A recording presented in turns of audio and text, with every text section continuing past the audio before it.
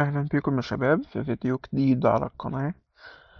يا رب تكونوا بخير. في الفيديو ده يا شباب هيكون فيه جزء صغير من ازاي نقدر نجهز لإن احنا نكريت فيتشر from scratch. الفيديو ده هيكون جزء من كذا فيديو أو من سلسلة صغيرة كده. في كل فيديو هنعمل جزء صغير جدا أو بسيط جدا من التجهيزات اللي بنحتاجها إن احنا نعمل فيتشر جديدة في أي بروجكت جديد. فخلونا نبدأ على طول كده. الأول خلونا نعرف ايه ال API اللي احنا هنشتغل عليه. وهو ال API ده API free، بيجيب products بس ما بيعملش أي حاجة تاني. هو products ده title slug description category، يعني حاجات بسيطة جدا. تمام. خلونا دلوقتي نشوف بقى جوه البروجكت بتاعنا ايه أول حاجة هنعملها. أول حاجة هي إن احنا نضيف ال dependencies. أنا آسف بعتذر لكم. آه، أول حاجة أو الديبندنسز اللي احنا ضفناها هي الدايو والريتروفيت لل API calls، الجيسون سيرياليزابل للمودلز، الريفر بود والفريز للستيت مانجمنت، انجكتابل وجيتد لل dependency injection، والبيلد رانر علشان الملفات الجنريتد.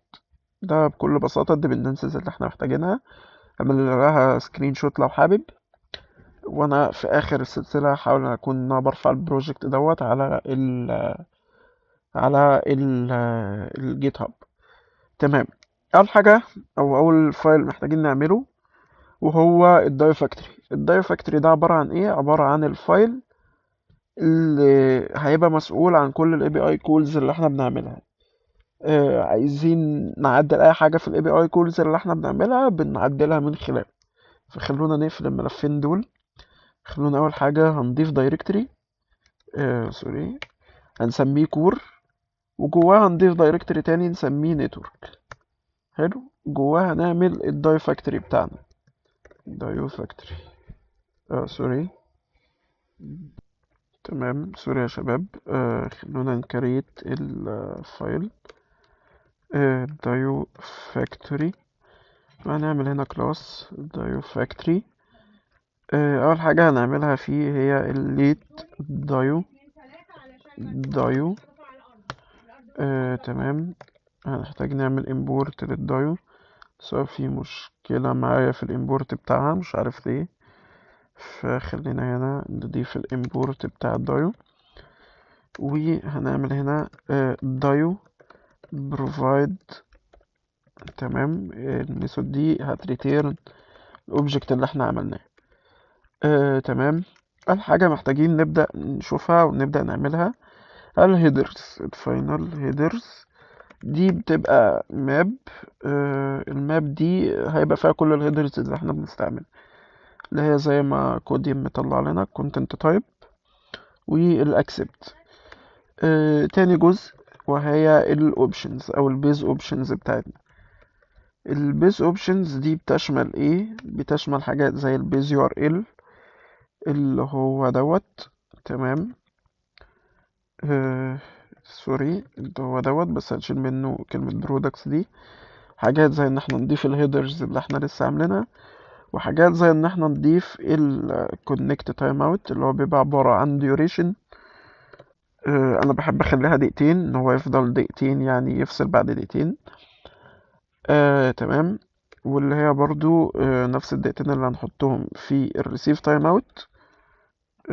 تمام. والسند تايم اوت. دول بيعملوا ايه؟ دول بيخلوا ان انت لما تيجي تقول الاي بي اي الدايو يفضل مستني ريسبونس او يفضل باعت الريسبونس لمدة دقيقتين. سوري، يبعت ريكوست او يستقبل ريسبونس لمدة دقيقتين. ما جاش اي ريسبونس في خلال الدقيقتين دول يروح قاطع الكول، عشان الابليكيشن بتاعك ما يفضلش في انفينيت لوب او انفينيت ويتنج مستني الريسبونس. ممكن يكون النت وحش ومش او ما فيش نت فمش هيعمل الريسبونس ده. طبعا احنا الحاجات دي هتتهندل قدام، بس يعني انا بوضح لك ايه سبب ان احنا بنحط الديوريشن دي او الكونكشن وبنيجي هنا نقول له الدايو ايكوال دايو ونديله الاوبشنز اللي احنا لسه عاملينها. في جزء تاني بس ده هنبدأ ان احنا نعمله قدام لما نعمل الفيتشرز بتاعتنا، وهي الانترسبتورز. نبدأ ان احنا نضيف انترسبتورز وهكذا، بس حاليا احنا هنخليه من غير اي انترسبتورز. ما احنا كده يعتبر خلصنا الداي فاكتوري بتاعنا. بس في كام حاجة محتاجين نظبطها. الكام حاجة دول زي ايه؟ زي ان احنا محتاجين نعمل هنا كده، هنعمل هنا دايركتوري تاني هنسميه الكونستانس. تمام. ده جواه هنعمل هنا كده فايل هنسميه network constants. حلو كده. النتورك كونستانس ده بيبقى كلاس نسميه network constants. هنحط جواه ايه؟ اول حاجة عايزين نعمل له هنا private constructor علشان مش عايزين يبقى ليه constructor. هنضيف البيز URL وهنعمل static const duration connect timeout equal duration هنا دقيقتين. حلو. ونيجي هنا كده نقول له التايم اوت equal 2 minutes.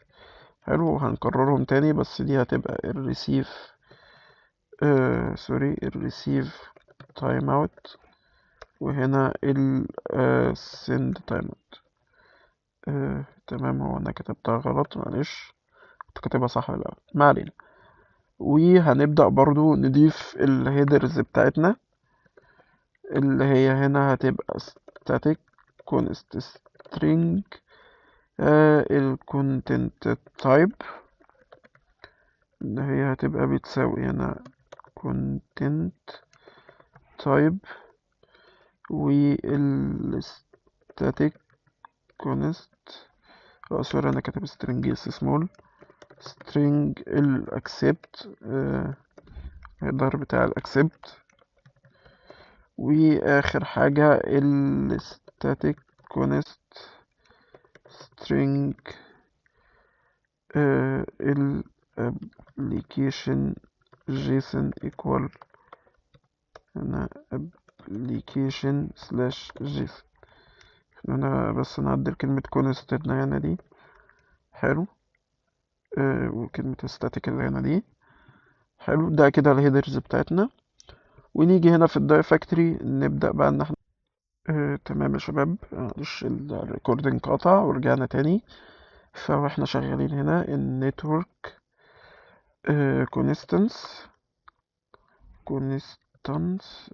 بنعمل لها import ماشي دوت content type، وهنا هيبقى network constants دوت application json، وهنا نفس الكلام.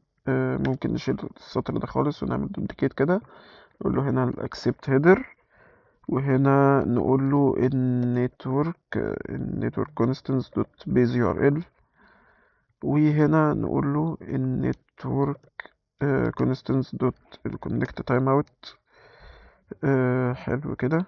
ونيجي هنا نقول له copy و سوري copy وcopy، نقول له هنا ده الريسيف وهنا ده السند.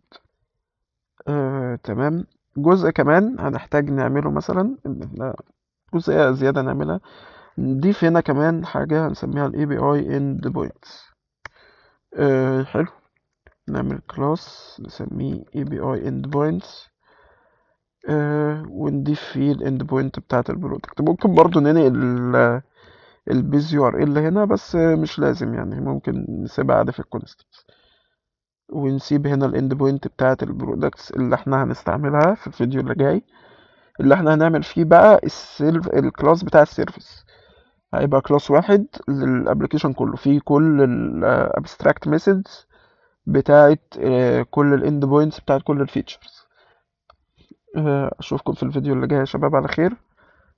واستنوا الفيديو. انا هحاول ان انا اكون بشيره بكره. ويعني اعملوا سبسكرايب وشير ورنوا الجرس بتاع السبسكرايب تحت وكل الحاجات دي عشان يوصل لكم الفيديوهات اول لما تنزل. شكرا لكم يا شباب.